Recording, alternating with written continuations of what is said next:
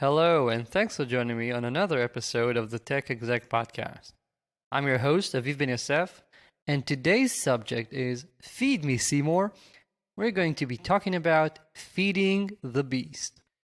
I'm sure you've heard this phrase, which essentially is said by leaders talking about their organization as a beast that needs to be fed. And what I want to talk today about are the advantages of having a tiny team. The playbook for startups nowadays is getting a massive headcount. People are always hiring and always growing, often at an immense pace. You're getting more and more people in your company. And as part of my work, I often see companies and get to visit them every several months. And I'm amazed when I come over and I see that, oh wow, you've got a whole nother floor now. You're no longer an engineering manager, you're a director. You no longer have 20 people, you've got 60. These numbers are astounding. We seem to have forgotten the advantages of having a small team. I'm sure you all know that WhatsApp was acquired with about 10 engineers, 15 engineers. The same goes for Instagram. They had hundreds of millions of users. They had apps on several platforms. They had what was back then an amazing backend to support all of those concurrent users. And they did that with teams smaller than some of my clients that I see are doing things immensely simpler. And once you give in to this modus operandi of having a huge headcount, you are committing to having this huge beast that you will have to spend an enormous time on and making sure that it is being fed properly. And that food is quite complex. First of all, there's work, features, tasks. You have 15 engineers and you cannot simply wait until product finds out what they actually need to do. So you'll just decide on something for the team to do this sprint.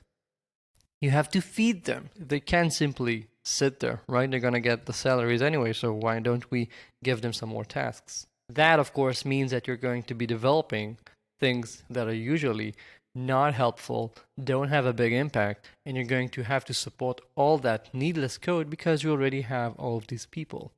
Lacking constraints is actually a downside here. You're going to be doing things that are not essential. Another aspect is, of course, that you have to manage the beast.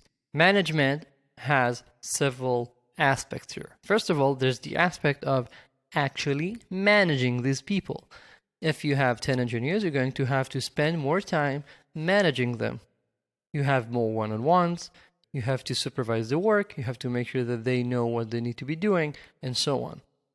But of course, there's also the issue that as the team grows, you're going to have more managers. Having more managers means that communication gets harder. You immediately get some kinds of silos, and everything becomes costlier. And once you have more managers, you have to work on managing those managers.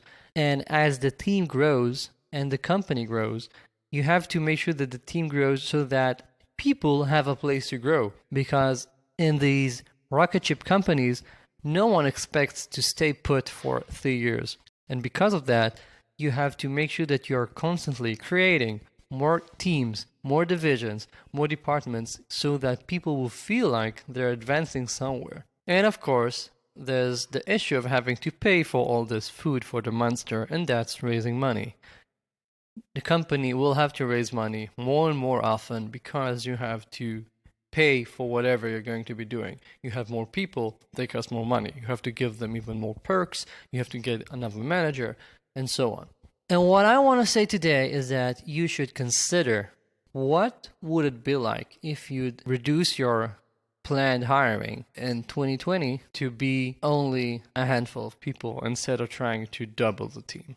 It is likely that if you put your mind to it, you will discover that you can deliver probably less features, but if you focus, you can usually have just the same amount of impact, if not more.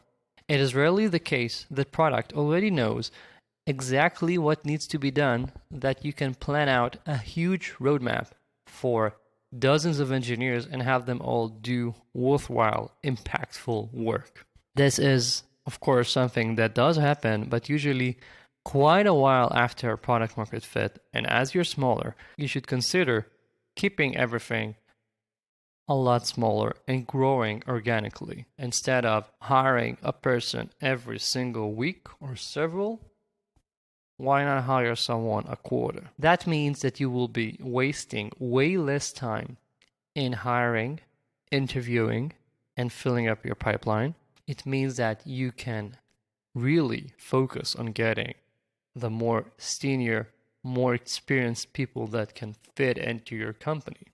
One of my latest blog posts has been about giving up on hiring seniors at all. And that's because if you are sure you have to hire 30 people this year, it's going to be way harder to get 30 seniors or 30 mid-levels even than to get that same amount of juniors with a high potential and mentoring them to get better. But the other side of the coin here is to simply say, I'm not going to need all those people. Let me get 3-4 key hires and work with them. I know the 10x engineer is something that we used to laugh about. It's a myth. And yet, I have seen the 10x teams, those smaller teams that are capable of doing things that huge companies can't do. We always say that startups are usually way faster than all of those big corps. And then a second later, we try and get to those sizes and keep on planning how we amass more and more people. Consider, what can you do without adding on too many people? You might need to move some people around. You might need to get a few more key hires.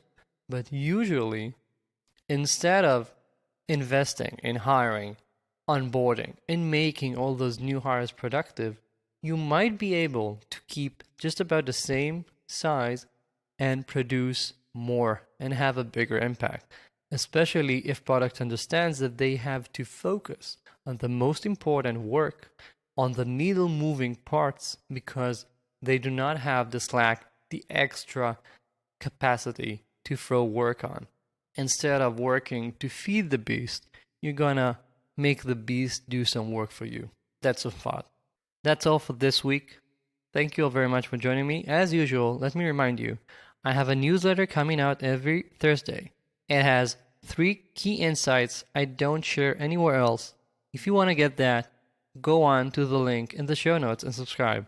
For any comments and remarks, feel free to shoot me an email. I reply to everyone unless it's spam. Thanks, and talk to you soon.